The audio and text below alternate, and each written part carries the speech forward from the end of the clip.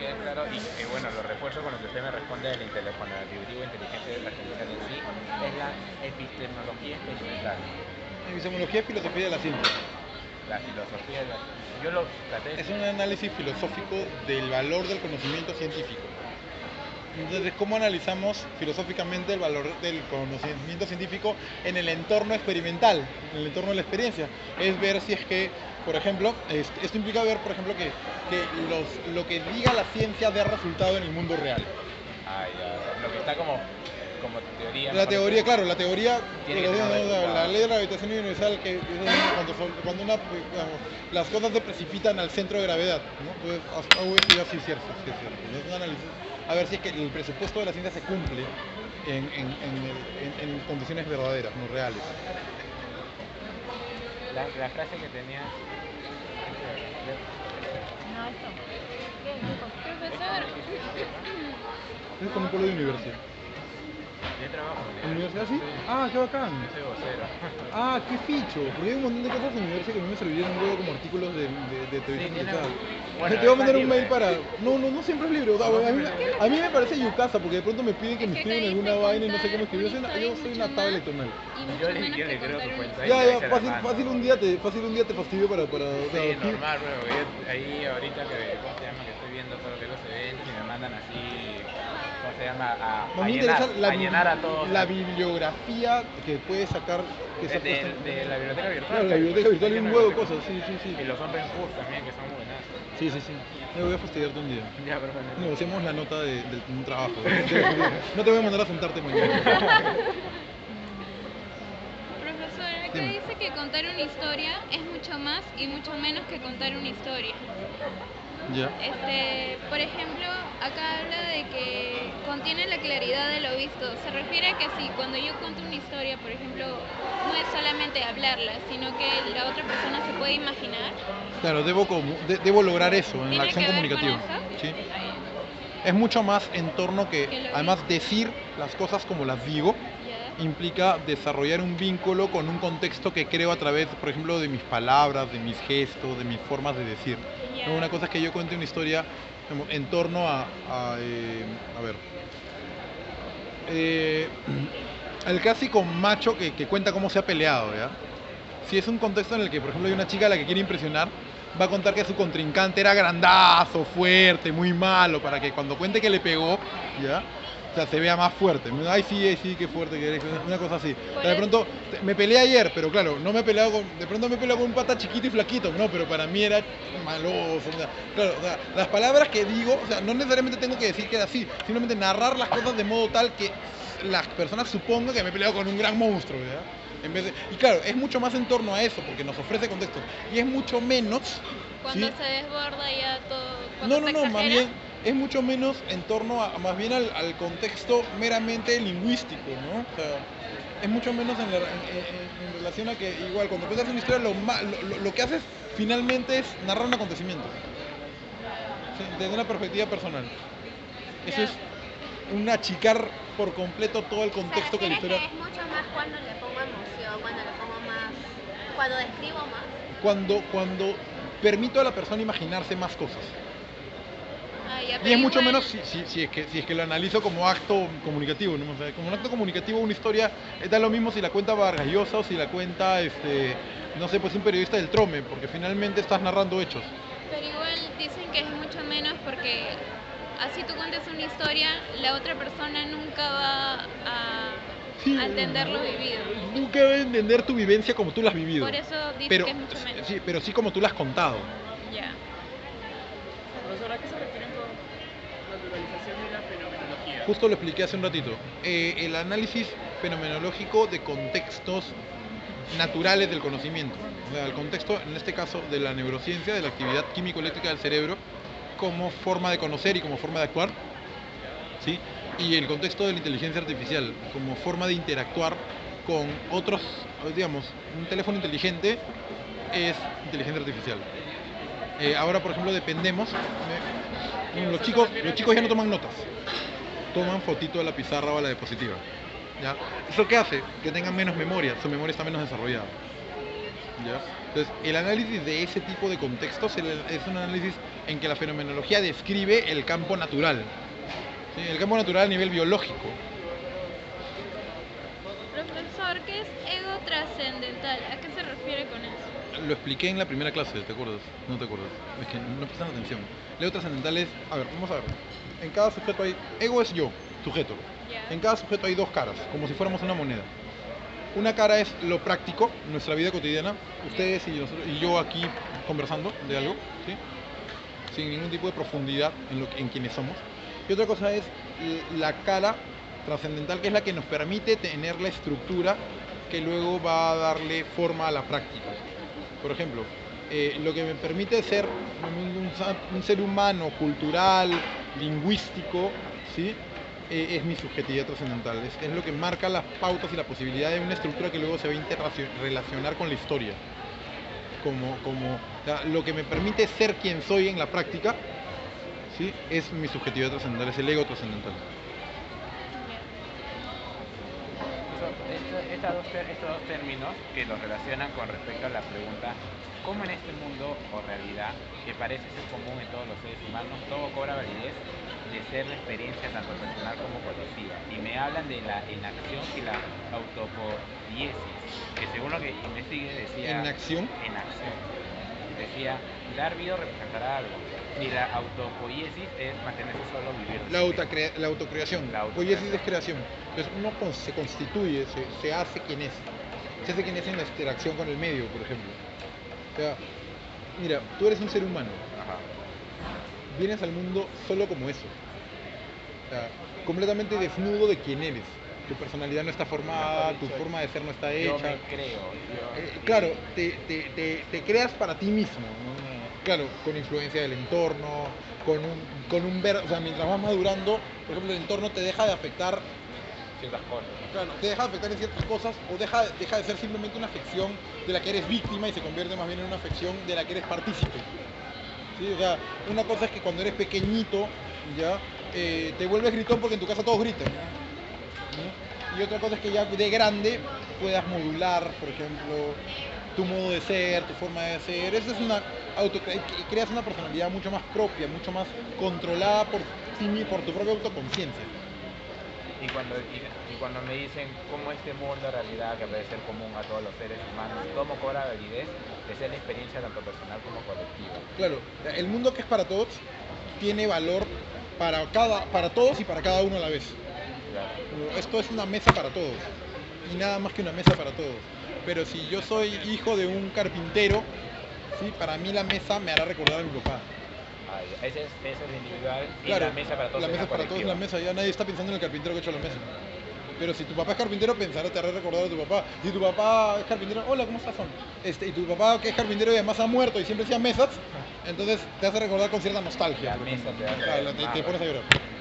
Profesor, acá dice lo dado cambia situacional y posicionalmente de sentido. La plasticidad de estos cambios, su dinamismo es correlativo a los cambios de la manifestación del lenguaje. O sea, que los hechos o las situaciones cambian de acuerdo a cómo decimos las cosas. ¿Pero qué es hecho? Mira este papel. Es diferente si está puesto aquí que si está puesto así. ¿Ok?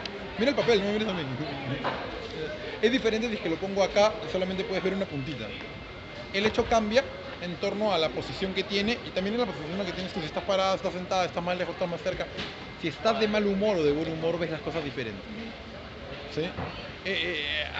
Ahí hay que pensar, digamos, en torno a que implica, digamos, una absorción con claridad del contexto en el que participamos cuando estamos entendiendo alguna cosa, cuando estamos conociendo algo.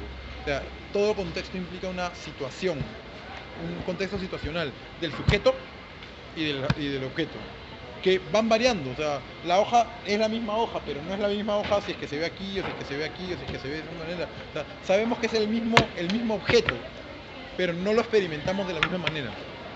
Y ahí o sea, las posiciones también son un tipo de lenguaje. Claro, que expresamos las cosas en un contexto lingüístico. El contexto lingüístico nos permite, como es un en medio de, nos permite captar las cosas en los límites que el lenguaje nos permite. Por ejemplo, todos son católicos una vez más, ¿no? Hay una oración clásica del cristianismo que es el Cordero de Dios que quita el pecado del mundo. ¿sí? Cuando tú dices Cordero de Dios que quita el pecado del mundo, la oración original está en latín, ¿no? Como lenguaje eclesiástico oficial. Si tú dices que quita, implica simplemente que saco, si el pecado es esto, yo te lo saco y se acabó el problema. Y lo puedo dejar tirado. El contexto latino dice qui tollis peccata mundi. Tolis, el verbo tolem, ¿sí? Implica no solamente que quito, saco, sino que me cargo el pecado. En un contexto del quitar, la traductibilidad es importante entenderlo así. El quitar solamente te da el contexto de sacar de encima. En otro contexto, el verbo quitar en latín implica no solamente sacar de encima, sino cargar sobre mi espalda. El entender lo que quiero decir con la palabra quitar depende del contexto lingüístico en el que pueda expresar la realidad. ¿Me siguen? O sea, lo que una palabra significa acá no se va a significar lo mismo en otro país, por ejemplo. Exacto, ni siquiera significa lo mismo en otro contexto del mismo país, con la misma lengua. Y eso, después dice, al fluir de la temporalidad en cuanto a lingüística asumida y realizada. Fluir. Siempre ¿Qué? se menciona fluir. Sí, claro, es que la realidad fluye, no es estática. Es un tiempo que pasa, ¿no? Que tiene un constante pasado y un constante futuro. El presente es más bien un estado de viaje, ¿no? Que deja el pasado detrás. Digamos, si dijéramos qué estamos haciendo ahora en el presente, ya diríamos que estamos hablando. Sin embargo, estar hablando, el presente indicativo, ¿ya? Implica una acción que deja en el pasado inmediatamente algo. Las palabras que acabo de decir están en el pasado y de pronto dice cosas hacia el futuro. Entonces no estamos en un presente real, estamos en un presente virtual, ¿sí? Estamos en un fluir constante. La constancia no es permanecer, sino fluir. Profesor, acá en la permanencia del derecho habla del caso de Eichmann. Eichmann. ¿Cómo? Eichmann. Eichmann. ¿Puedo explicar en la exposición con este caso, no? Porque lo he entendido. ¿Sabes a qué se refiere? Sí. ¿Quién es Eichmann? Él estaba entre los nazis Él es el encargado administrativo de la ejecución de los campos de concentración. y del transporte que había ahí. Él dirige los campos de concentración. Él no mata a nadie. El asunto es que Eichmann realizaba la función para la cual estaba llamado. O sea, quiero decir, Eichmann solo cumplía con su trabajo. Entonces cuando lo interrogan, él es el mayor responsable de las muertes. Claro, Porque pero él era el que daba la orden también. no, para matar. él firmaba las autorizaciones de ejecución de las digamos, o sea, él tenía que él controlaba administrativamente los campos de concentración. Entonces él no es que ordenara matar, él ordenaba que se lleve a cabo la acción para la cual lo habían contratado. Pero ya sí está bien. Yo leí también que después de que hubo una orden que ya pararan con eso, él siguió. Él seguía porque la orden no venía de sus superiores. Ah, ya, pero puedo tomarle de Si lo puedes explicar bien, ya sé yo, no hagan nada de lo que no se pueden hacer cargo. ya. Entonces, aclárate bien. Hay una película que puedes ver que se llama Hannah Arendt. La puedes encontrar en internet. Mejor vela, porque ahí vas a ver el juicio de Eichmann. Sí, la puedes ver ahora en la noche. ¿Sabes cómo se escribe Hannah Arendt? Ah, está ahí. Ahí. Y cuando dice que la persona ese asunto de la fenomenología se refiere De la a que fenomenología. Es fenomenología. fenomenología. Sí. No. Fenomenología. Se refiere a que, ¿no? No importa. No importa. Sí, Ya. Se refiere a que la persona es quien hace la experiencia. Claro, como la persona, o sea, la fenomenología es análisis de la experiencia. Quien tiene la experiencia es la persona. ¿En quién se fija la fenomenología? ¿Cuál es el objeto de estudio? La O sea persona. que sin la persona no podría. La fenomenología no tiene sentido. Ah, ya. Profesor, cuando hablamos de las consecuencias de la naturalización de la fenomenología, dice que tenemos, hay tres modelos de consecuencias. Uno que es la representación computacional de los dilemas morales. O sea, no entendía así.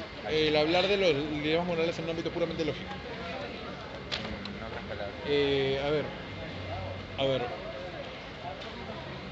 Pero cuando habla de moralidad me habla de de costumbres, Costumbres, de exacto. bien y de mal, pero claro, Claro. o sea, por ejemplo, la moral, en ese sentido, computacionalmente hablando, es simplemente el resultado del modo en que la gente entiende la realidad.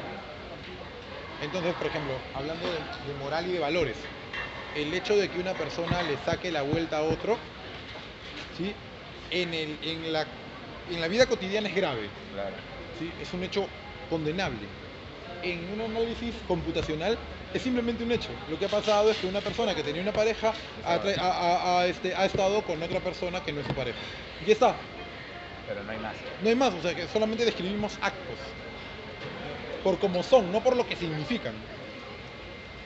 O sea, significa que esa persona ha traicionado, significa que no ama sinceramente, lo que quieras, pero no nos importa lo que significa, nos importa lo que son, lo que ha pasado. Ese es un riesgo que podría implicar la naturalización de la fenomenología, porque el análisis solamente del cerebro de la inteligencia artificial podría terminar haciendo que la vida fuera analizada en términos computacionales, puramente formales. Lo que pasa por la narración de los hechos sin vínculo emocional, por ejemplo. Te desliga totalmente Claro, de por lo que completo. tú sientes. Sí, exacto. Cuando me habla de Silogismo. silogismos, para los procesos deductivos diferenciales. Lo que hago es analizar todas las cosas como consecuencia. Por ejemplo, todos los sanmarquinos son inteligentes. Carlos es sanmarquino. Carlos es inteligente. Y argumentar que hasta la fecha solo es el uso de símiles y analogías. ¿Perdón? Dice que argumentar que hasta la fecha solo es el uso de símiles y analogías. Claro, lo que pasa es que las cosas, o sea, ese es otro riesgo, que todo sea simplemente una referencia a otra cosa, comparativa. Entonces, claro, nada adquiere una verdadera esencia propia, sino que es una esencia Siempre relativa. basándose en algo. Claro, definitivamente, claro, la fenomenología invita a entender esta relación. Sin embargo, las cosas no dependen de mí para existir, dependen de mí para ser conocidas. ¿Sí? Lo que pasa es que podríamos caer en el riesgo de que la dependencia es una dependencia ontológica y no una experiencia cognoscitiva. Y, o sea, ontológica porque, o sea, tú no dependes de mí para ser quien eres. Claro. Dependes de mí en relación a que yo te conozco en este momento. O sea, si yo no te viera, tú seguirías existiendo. Claro. Sin embargo, no podría hablar de ti como fruto de mi experiencia. Porque no me conoces. Claro, porque no me conoces o porque no estoy frente a ti. Las tres consecuencias porque al final de cabo lo que yo entendí de la consecuencia de la naturalización de la fenomenología simplemente era que las palabras de la perspectiva que yo tengo no es exactamente, mejor dicho, acá habla de una imagen mental del mundo, dice. Una imagen mental no es una pintura del mundo, sino viene a ser un script en el programa de hacer al menos simultáneamente tres representaciones, lo que le ofrece el mundo exterior. Y dice algo más de lo que son las imágenes mentales, que son una pintura del mundo, la habilidad para actuar dentro de un circunmundo y el mundo parcial de la vida. Ya, a ver. Más o menos lo que yo entiendo es la visión de lo que tengo en el mundo, nada más. Sí, y de qué me toca hacer a mí en el mundo. Entonces, claro, si tú tienes una visión del mundo, también tienes una visión de quién eres tú, qué lugar ocupas. ¿Y qué voy a hacer? Sí. ¿Qué estoy llamado a hacer? ¿Qué puedo hacer en una conciencia de mis propios límites? Y digo, cuando dices parcial del mundo de la vida implica, claro, parte de ello es mi responsabilidad, pero parte es responsabilidad de otros. Del contexto donde me encuentro. Claro. Profe, me quedó una duda de lo que le dije anteriormente, que dijo que sin la persona no tiene sentido la fenomenología. Pero, por ejemplo, como había dicho, cuando el piano es piano, o la mesa es mesa, entonces como que la persona tiene que describir. Lo que yo estudio en la fenomenología es cómo la persona se relaciona con las cosas.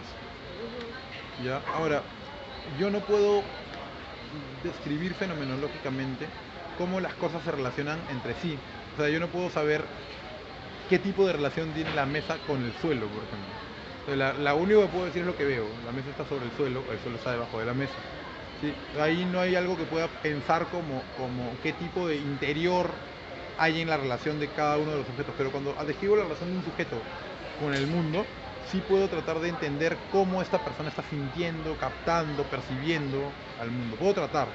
O también puedo entender cómo el mundo está siendo percibido por esta persona.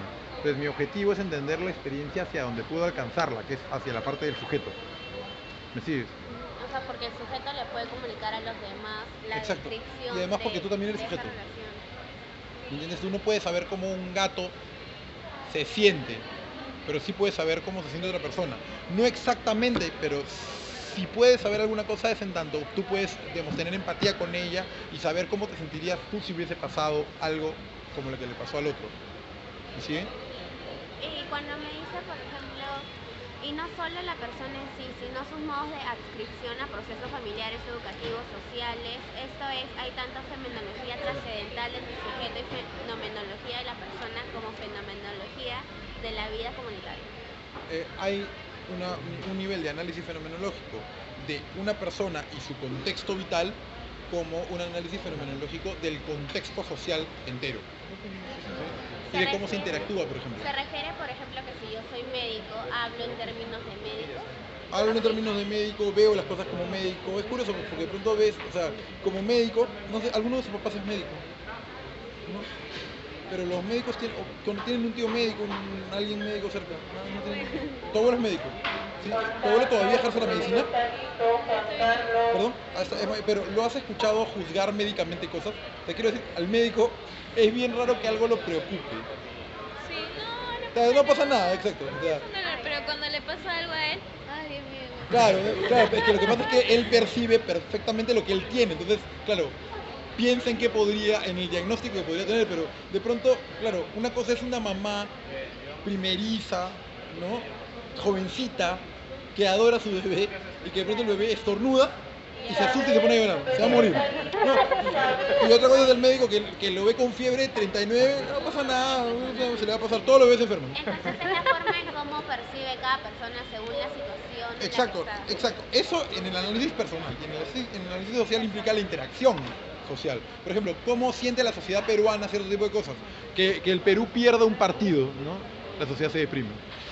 Y la sociedad implica además una depresión que se ve en la sociedad. ¿No? Tú ves Perú, o sea, a pesar de que sepamos que Perú va a perder, o sea, Perú juega contra Alemania mañana y sabemos que va a perder por goleada, ¿ya? Que han goleado a Brasil. Perdemos 14-0, ¿ya? El asunto es que aún así la gente se deprime y eso se ve en el humor. Tú tomas un taxi y el taxista acaba de terminar de escuchar el partido y el taxista está jodido. Puedo poner como ejemplo lo que pasó en Brasil porque se suicidaron. Claro. Bueno, esto Porque implica afecta socialmente a todos. un evento, digamos, de amplia área social, afecta a la sociedad y al carácter y el humor social. Tanto como, por ejemplo, tu contexto particular afecta el modo en el que ves las cosas. Como te digo, un médico te puede ver, o sea, te puede ver sangrando y si sabe perfectamente que la herida no es tan profunda, te pone un trapo, ¿me entiendes? O sea, mientras tu mamá iría corriendo a buscar, no sé, pues que te operen. Esa es la fenomenología trascendental. Hay dos vertientes de la fenomenología trascendental. Una fenomenología trascendental que analiza al sujeto solo, propio, solo él, y otra que lo analiza o que analiza el contexto en el que los sujetos se desarrollan socialmente. Pero esto implica pues un análisis profundo de los fundamentos de la acción social, de los fundamentos de la acción social que implica los sujetos, pues los sujetos son los que interactúan en la sociedad. Profesor, ¿qué son escorzos? A ver, un escorzo es una matización, un pedacito de algo. Por ejemplo, ¿ves este papel? ¿Lo ves todo? ¿Sí lo ves todo? No. Okay. Lo que ves es un escorzo. Este es otro escorzo. Este lado es otro. Si yo lo estoy viendo desde aquí y veo una parte de aquí y una parte de acá, es otro escorzo. O sea, son pedacitos de las cosas que son lo que se te hace presente en la experiencia. Porque dice que acá cuando el sujeto le da el sentido del mundo, no solo acontece el sentido de lo dado, en tanto promovido, sino que poco a poco y también por escorzo se descubre el ser dialógico de los sujetos. Sí, pero escorzo es por partes.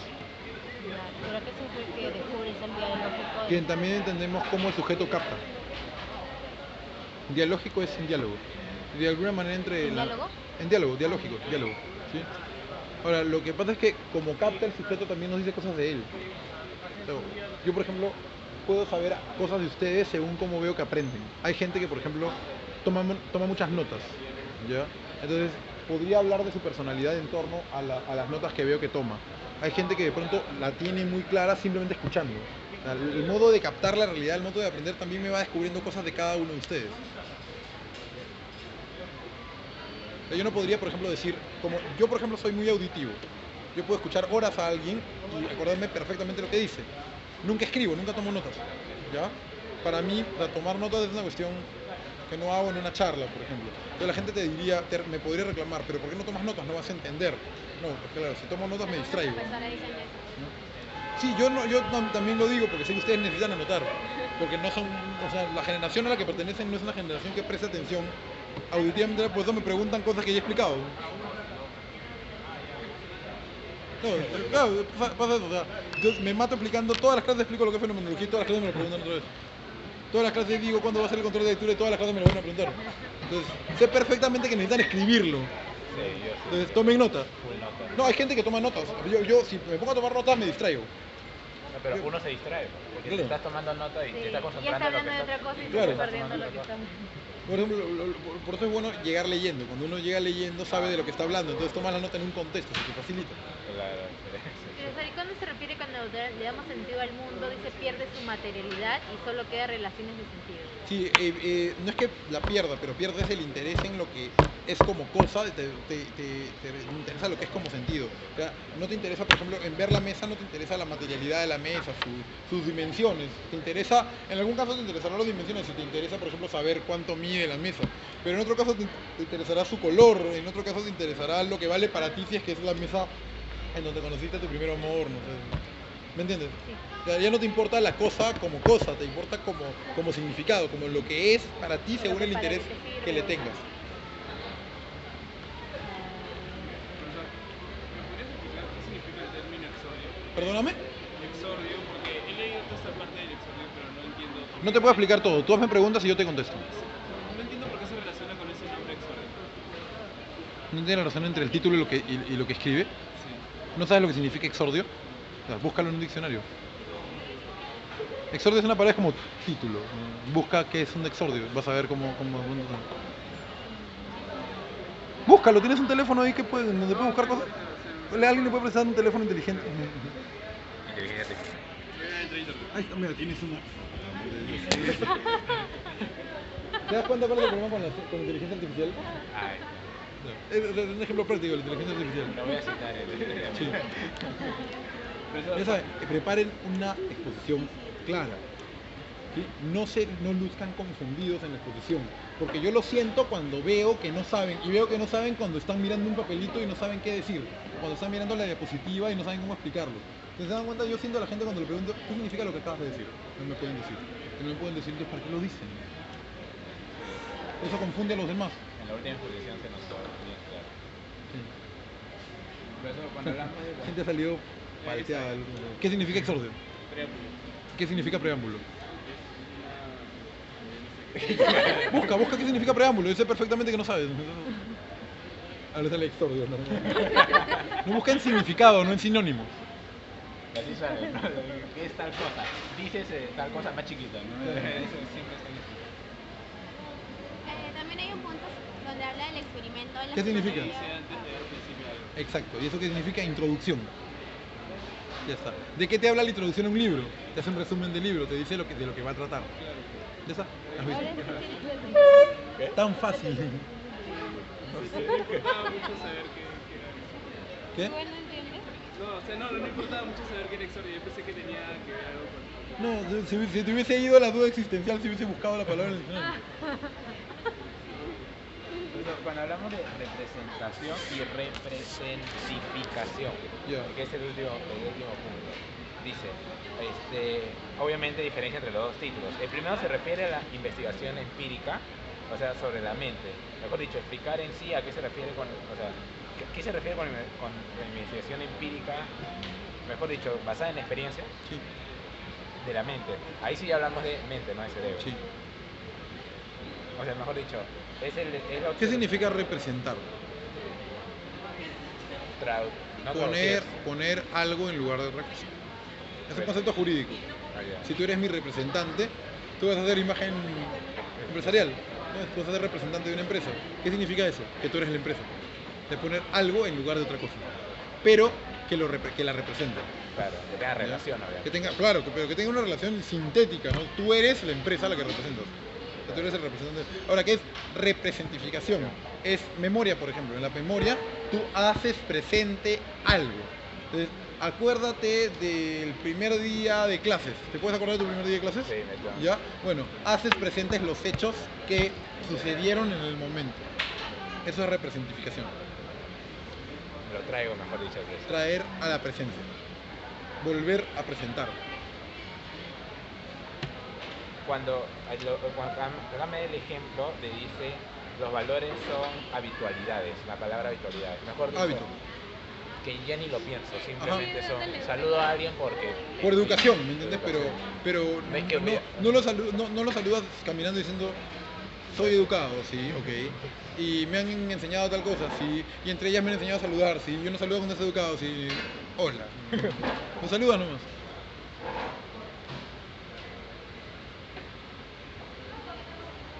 Me preocupa que hayan subrayado y que no hayan anotado nada mientras subrayan. Lo que pasa es que yo hago mierda los libros, entonces subrayo y todo está... Es que no alcanza y lo apunté acá. Ah, ya, bueno, buena chica. sí, yo también lo No, tengo. también, más ordenadito. Listo, ¿no? Qué Hay una chévere. parte Dale. donde dice el experimento de la psicología empírica. Ujú. Se trata sobre que tratan de analizar un videojuego con chicos, pero dice, por ejemplo, no interesa por tanto la verdad de la experiencia, sino la validez de la representación. Validez, valor. Ya, pero yo tengo lo empírico es, por ejemplo, cuando la persona recibe nada más la experiencia, ¿verdad? Que no tiene conciencia de cómo se construye el mensaje, el sentido. Ujú. Entonces, yo al analizar ese proyecto mientras los chicos lo están viendo, solamente lo analizo empíricamente. ¿A qué se refiere? Miras cómo pasa, miras cómo interactúan. La representación de eso, o sea, no lo analizo. No. Una cosa es un nivel de análisis del hecho. Miras cómo las personas interactúan con un videojuego. Por ejemplo, tú te puedes dar cuenta de una persona, hay cierta gente que está jugando y de que pronto, no sé, pues alguien tiene un rayo láser y es esto. Como si el rayo láser le fuera a caer. ¿Ya? O es como cuando ven un partido de fútbol, la gente de pronto cuando claro, se levanta o está así, ¿no? O patea. Entonces, hay gente que juega el partido mientras corre con el partido, o gente que ve una carrera y tiene los brazos así como manejando, en una persecución, en una película. ¿Ya? Una cosa es que analices eso como, digamos, empíricamente, o sea, en torno a la experiencia, otra cosa es el valor de la representación, y esto implica, o sea, la validez de la representación implica el valor que le das al hecho que está sucediendo frente a ti, ¿sí? Ahora, en que la descripción de la experiencia se convierte en un ámbito propio. Tú tienes la experiencia y valoras tu experiencia. La experiencia es representacional. Profesor, la textura del mundo son las relaciones y sentido que le damos a las cosas. Sí. Y acá me dicen que El cómo. es artificial, o sea, se refiere que no tiene solo un punto de vista, Claro. sino O sea, que yo puedo tener un punto de vista de esta mesa y otra persona tiene otro punto de vista. Eso Sí. es artificial. es artificial en ese sentido, pues es una cuestión que depende más de cómo veas las cosas, de que cómo son. Un osito de peluche puede ser para una persona dulce y para otra persona estúpido, ¿no? Profe, ¿qué era lo dado, disculpe? Lo dado es lo presente. Por ejemplo, este papel, mientras lo ves, te está siendo dado.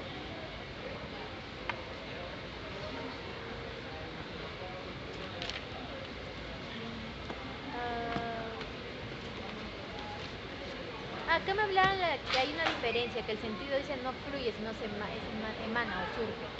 Es Pero que, nunca entendí cuál es la diferencia. el sentido es algo que tú das a las cosas. O sea, emana de ti. El que fluye eres tú. Tú transcurres, tú vives. Vives dando sentido. El sentido que le das a las cosas depende de ti, nace de ti. Porque lo comparan con la diacronía y sincronía, algo así. No, esos términos olvídate.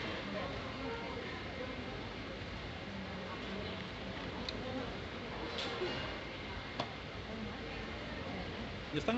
Sí, Luis, ¿tú algo más? ¿Algo más tienes? ¿Seguro? El aguale, ¿qué es el aguale? Perdóname. Aguale. Ah, no sé, a ver, dame. ¿Dónde está? Acá. La determinación de describir las acciones del sujeto al jugar el no sé. O es el nombre del juego, tal vez. Debe ser el nombre del juego, pucha, ni siquiera le había prestado atención al... Porque creo que ahí más se... ¿Has buscado el refiere- significado en No, Google? pero- Búscalo, pues, a ver qué pasa. Ahí- No, búscalo de verdad, porque a mí me interesa. Pero creo que no se refieren al desarrollo de lo empírico. No sé, búscalo. Profesor, Búscalo, te espero. esto sí recuerdo que lo explicaron en una exposición, pero no ¿No recuerdas qué entendí. dije? A ver. No, usted no lo lo explicó una chica, pero no entendí. El flujo ¿Heraclitio? Heraclitio, sí. Ya, a ver. Vivir en el mundo implica transcurrir, Ya. ¿sí? Heráclito es un filósofo presocrático, un filósofo antiguo griego, que hablaba de que todo cambia, todo transcurre. Uno no puede bañarse 2 veces en el mismo río, decía Heráclito. Implica un flujo, un fluir. Ahora, hablar de lo heraclitio implica hablar del hombre que no se detiene en la vida, no es una estructura, digamos, estática, sino más bien es una estructura en marcha en la Solamente vida. del hombre. O No, puede pero también ser de con, un las, objeto. también los objetos. Lo que pasa es que solamente podemos dar cuenta de lo nuestro. Pues. Tú no eres mesa, entonces no sabes cómo existe la mesa. Sabes cómo existe la mesa para ti. O sea, de lo que podemos hablar de las experiencias humanas. ¿Y qué es el ser parmenídeo? Ya, ese moverse como ser humano depende de la esencia humana que te habita. Quiero decir, el movimiento, o sea, un hombre vive, por ejemplo, pensando, sintiendo, amando, odiando, queriendo, ¿sí? Pero ama como hombre, odia como hombre, vive como hombre, siente como hombre, no como perro ni como gato. Lo parmenido es lo que permanece, la estructura humana. Lo heraclitio es lo que cambia, el hombre en marcha. Pero para estar en marcha, estás en marcha, tus experiencias son experiencias humanas. La humanidad es la parte fija, lo que no cambia en ti. ¿Qué dice usted que las cosas cambian o no cambian? Las cosas sí. Las cosas cambian para ti. Una cosa Porque más. me acuerdo en ¿Se acuerdan que clase- el flujo parmenidio es sujeto ego trascendental? El ámbito trascendental es un ámbito estructural. Esa parte que le da estructura a la experiencia, de lo que no cambia y que permite sobre esa estabilidad el La base. cambio, en la base. Sujeto es subjectum, pues. Subjectum es lo que subyace, lo que está debajo de algo y puede soportar cosas. Perdóname. El significado de puntos protofontanales de donde se inicia. Protofuente. O sea, de donde se inicia la fuente. Y la fuente eres tú. Pero la fuente es el sujeto. Era el nombre del juego. Es un juego africano. Ah, ya. Bien, perfecto. Pero en este momento con la vida cambia cuando usamos un diccionario. Y cuando dice, estos tienen la propiedad de que permiten no solo hacer un despliegue fenomenológico de la primera persona, sino en cuanto el investigador participa como activador de los procesos de la verbalización, son asimismo inclusivos de la segunda persona. Es que en la verbalización, cuando nosotros hablamos algo, involucramos a otro. Pero se refiere a que, por ejemplo, es que el investigador que está viendo todo este juego, cuando participa, ¿a qué se refiere? ¿A cuando juega?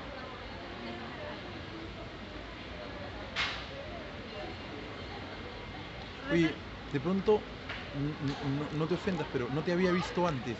No me acuerdo de tu cara en clase. No, es que es otra. Ah. Porque adelante todo fue... Sí. No había ido. Profesora, ¿qué cuando se refiere que dice el mundo es pura facticidad que puede no ser promovida? ¿Cómo que puede no ser promovida sentido? A ver.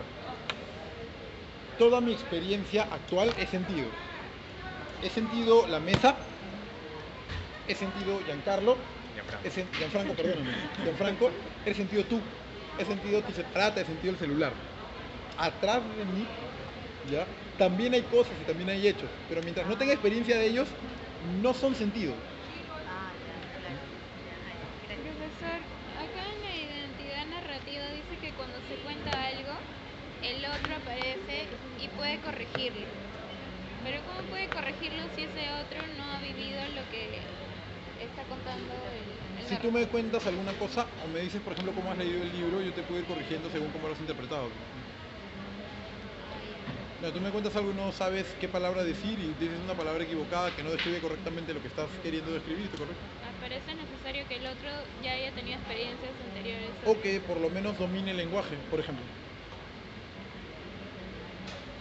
Profesor, como ejemplo de inteligencia artificial, para por ejemplo citarlo mañana, el hecho de buscar una palabra en el celular, ¿es inteligencia artificial?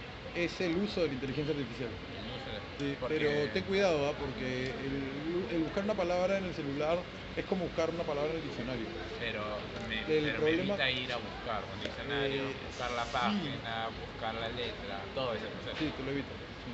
Pero por ejemplo, más uso de inteligencia artificial es tomarle foto a todas las cosas que ves porque no puedes guardarlas en memoria. Vale. Claro, no Ya, necesitas la memoria. extiende mi memoria. Claro, pues, como medio. Como medio. Extensión del hombre. ¿Ya? Ok, nos vamos. ¿Alguien tiene carro? No.